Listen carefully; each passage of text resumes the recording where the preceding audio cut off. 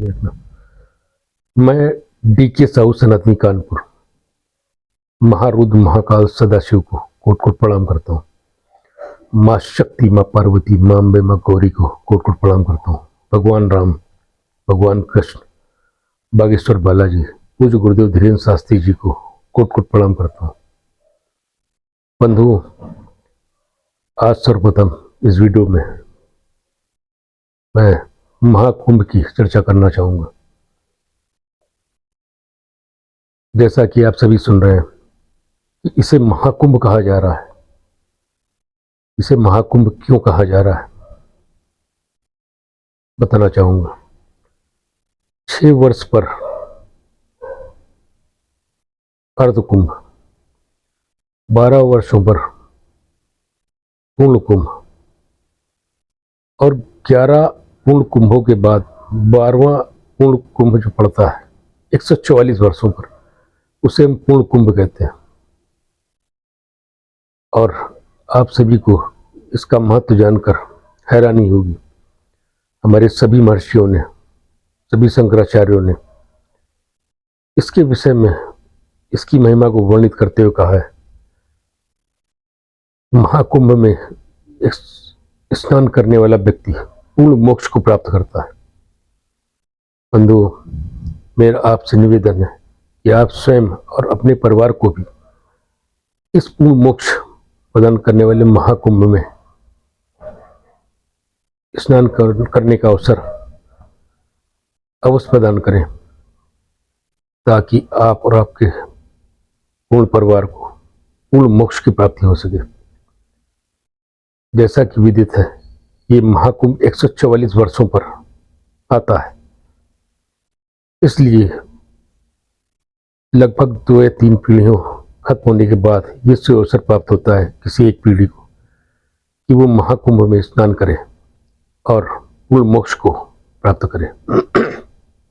बंधुओं, इसलिए मैं आपसे निवेदन करना चाहूंगा, पूर्ण मोक्ष प्राप्त करने का ये अवसर अपने और अपने परिवार के हाथ से कदाप न जाने दें और 13 जनवरी से 26 फरवरी के मध्य प्रयागराज जाकर कुंभ स्नान अवश्य करें एवं पूर्ण मोक्ष की प्राप्ति करें। बंधुओं, एक अन्य विषय,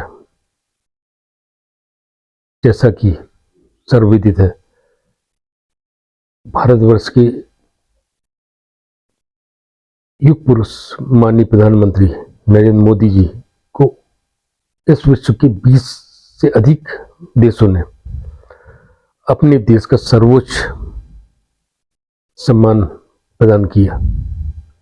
ये हम सभी के लिए अति गर्व की बात है। मैं इस वीडियो के माध्यम से युग पुरुष माननीय प्रधानमंत्री मोदी जी को एवं उनकी जीवन शैली को, सनातनी जीवन शैली को कोट कोट प्रणाम करता हूं। इसी तरह मैं उत्तर प्रदेश के महानायक मुख्यमंत्री योगी आदित्यनाथ जी को एवं उनकी जीवन शैली को, सनातनी जीवन शैली को भी कोट कोट प्रणाम करता हूं। आप सभी जानते हैं कि इन दोनों महान विभूतियों ने किस तरीके से संघर्ष करते हुए इतनी ऊंचाइयों को अपने जीवन में प्राप्त किया। जैसा कि किसी ने 4 लाइनों में बहुत ही सुंदर तरीके से जीवन शैली को हमें बताने की कोशिश की है। युद्ध नहीं जिनके जीवन में, वो भी बड़े अभागे होंगे, या तो प्रण को तोड़ा होगा या फिर रण से भागे होंगे। इन पंक्तियों में ही जीवन की कठिनाइयों से जूझने का पूरा सार स्थित है। जैसा कि हम आप देखते हैं कि भगवान राम, भगवान कृष्ण, जिन्हों के हम ईश्वर मानते हैं, उनकी जीवन में भी किस तरह से, कितनी मुश्किलों ने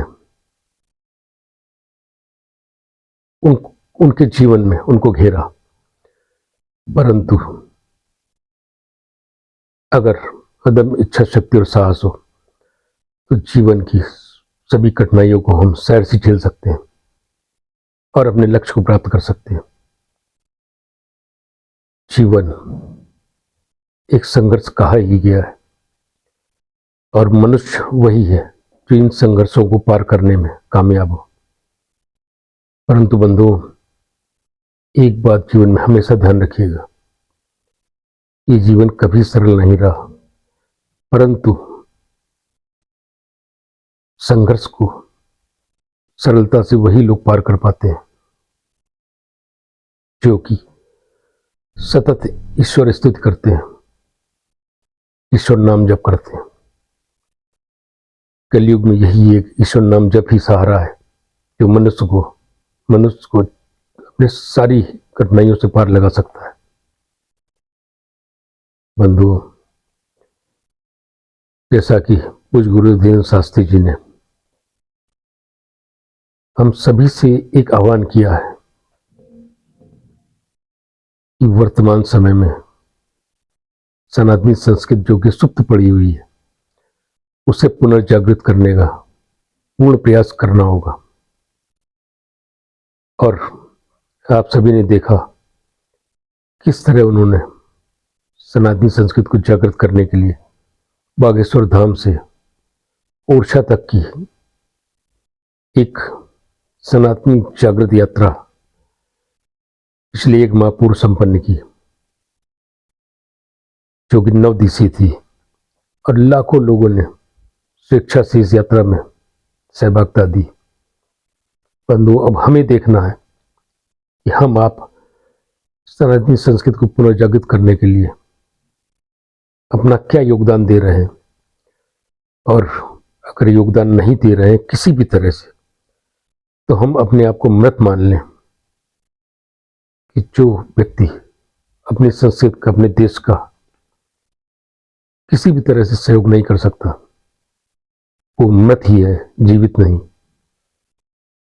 बंधु, हमको आपको सतत प्रयत्न करना होगा कि सनातनी संस्कृति को पुनर्जागृत करने के लिए हमें किस तरह से प्रयास करना है और किस तरह से इस देश को, भारतवर्ष को हिंदू राष्ट्र घोषित करवाने के लिए अपनी आवाज सत्ता के शीर्ष तक पहुंचानी है। अगर हम आप अपनी इस आवाज को सत्ता के शीर्ष तक पहुंचाने में कामयाब होते हैं तो निश्चित समझ लीजिए कि इस देश को हिंदू राष्ट्र बनने से कोई नहीं रोक सकता। वर्तमान समय ही सबसे उचित समय है कि हमें और हमारे इस भारतवर्ष को युग पुरुष माननीय प्रधानमंत्री नरेंद्र मोदी जी जैसा नेतृत्व प्राप्त है, जिससे कि देश का मान सम्मान पूरी दुनिया में उच्च स्तर को प्राप्त हो रहा है। बंधु, सतत प्रयत्न करना होगा सनातनी संस्कृति को पुनर्जागृत करने के लिए, हिंदू राष्ट्र घोषित करवाने के लिए भारतवर्ष को। इन्हीं शब्दों के साथ मैं आपसे एक प्रण लेना अवश्य चाहूंगा कि उस किसी भी राजनेता को कदापि वोट ना करें जो सनातनी संस्कृति का किसी भी स्तर पर विरोध करता है। हमें सत्ता शीर्ष पर उन्हीं नेताओं को बैठाना है जो सनातनी संस्कृति का निरंतर प्रचार और प्रसार करने में अपना सहयोग प्रदान कर रहे हैं। इस प्रण के साथ मैं आप सभी से इस वीडियो में विदा लेना चाहूंगा। जय हिंद, जय भारतवर्ष, जय हिंदू राष्ट्र।